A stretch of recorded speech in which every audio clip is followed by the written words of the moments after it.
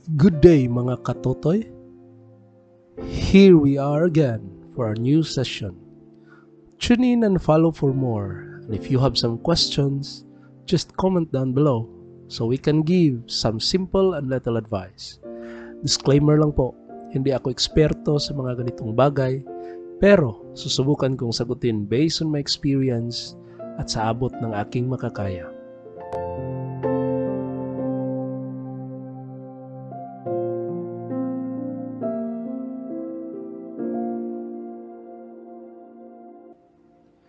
For our session today, someone asked me if is it possible to love someone so much that it hurts even when they're not with you anymore.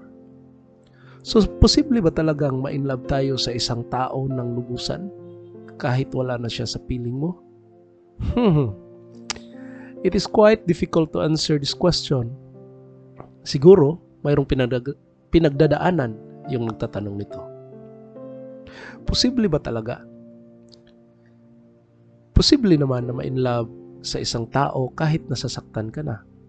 Ang love ay walang pinipiling tao. Minsan nga, hindi natin alam na nai-inlove na pala tayo. Ang pag-ibig ay isang napakalaking impact sa buhay ng tao. Ito ay nagdadala ng saya sa bawat isa. At kung hindi natin ito magamit ng maayos, ito rin ang dahilan kung bakit mayroong depresyon at anxiety. Ika nga nila, pag-ibig ang susi ng lahat, pero sa tamang paraan.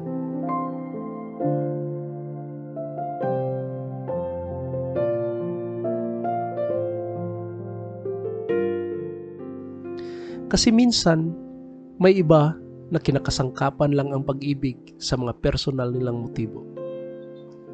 Kasi kapag mahal mo ang isang tao, wala ka nang iniisip na motibo, kundi ang pure na pagmamahal lang. Minsan, kahit nasasaktan na tayo, ay hindi pa rin natin maiaalis na mahal natin sila. Sa totoo lang, bahagi talaga ng pagmamahal ang sakit at hindi lang puro kaligayahan. Ang pagmamahal kasi ay isang sakripisyo na kailangan nating i-accept if we truly love that person. May iilan na nagtatanong na kahit paulit-ulit ka nang sinasaktan, mamahalin mo pa rin ba ang tao na yan?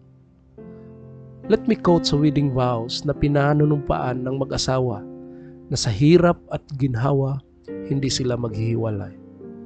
So, kung dumating man ang panahon ng paghihirap o ang paglalabuan, then accept it.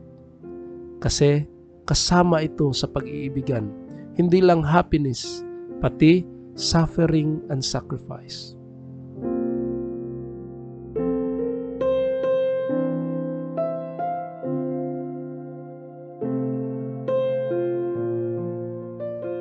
Sabihin mo sa sarili mo na nandito na tayo sa exciting part at dito mo talaga malalaman kung hanggang saan at kailan kayo tatayo sa inyong pagmamahalan. Lagi niyong isipin na dalawa kayo sa relasyon. So dapat kayong dalawa ang lulutas nito. Hindi pa na-post sa social media. Pag-usapan niyo dyan at masusukat ang tibay ng inyong relasyon. Sabi nga nila, love is sweeter the second time around.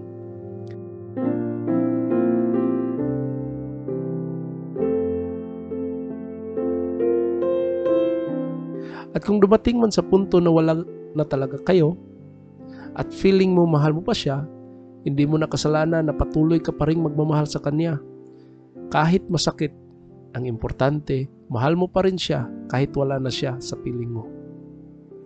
Ika nga ni Saint Teresa of Calcutta, love until it hurts, and when the time comes, there is no more hurt but more love.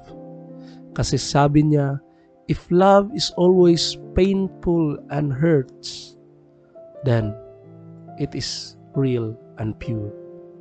Tingnan natin si Jesus. Sa sobrang pagmamahal niya sa atin, ibinigay niya pati kanyang buhay. Mga katotoy, tandaan natin na sa pagmamahal tayo nabubuhay. Sa mga bagay na ginagawa natin araw-araw, sa pamilya na nag-aalaga sa atin, sa ating pagpupursige sa pag-aaral, sa pagtatrabaho ng maayos, sa salamuha sa ibang tao, at sa ating pangarap sa buhay, at sa ating mumunting ngiti. Ito ay indikasyon na tayo ay nagmamahal. Kahit mawala man tayo sa mundong ito, hinding-hindi mawawala ang pagmamahal na ating iniwan sa bawat puso ng mga taong minahal natin.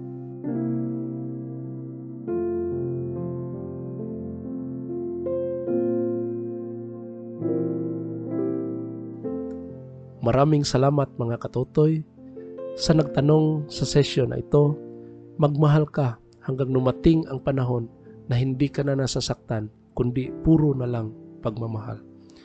We already know na may inihanda ang Panginoon para sa atin at ipagdasal natin na ang time na yan kung para sa iyo na talaga. Asahan natin dahil hindi nagkakamali ang Diyos at ating ipagdasal at minsan hindi niya tayo pinabayaan. Mahal tayo ng Panginoon at mamahalin niya tayo hanggang sa huli. Paalam mga katotoy, hanggang sa next session ulit. May God bless us always. Have a good day. Amen and amen.